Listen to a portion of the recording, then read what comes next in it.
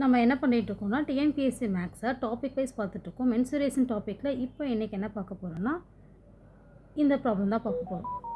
If two cylindrical of equal volumes have their heights in the ratio 2:3, then the ratio of their radius is, அதாவது என்ன கொடுத்துருக்காங்க அப்படின்னா ரெண்டு சிலிண்டரோட volume வந்து ஈக்குவலாக இருக்குது, 2 வால்யூம்ஸ் ஈக்குவலாக இருக்குது, அதோட ஹைட்டோட ரேஷியோஸ் கொடுத்துருக்காங்க.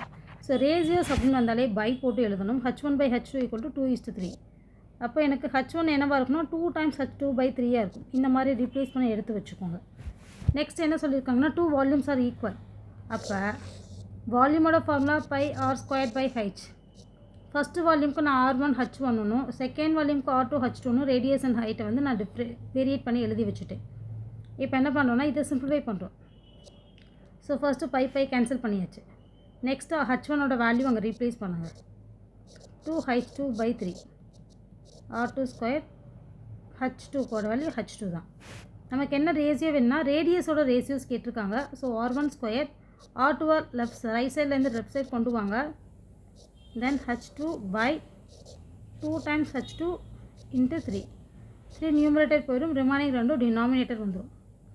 h2 கேன்சல் பண்ணிடலாம். r1²/r2² = 3/2.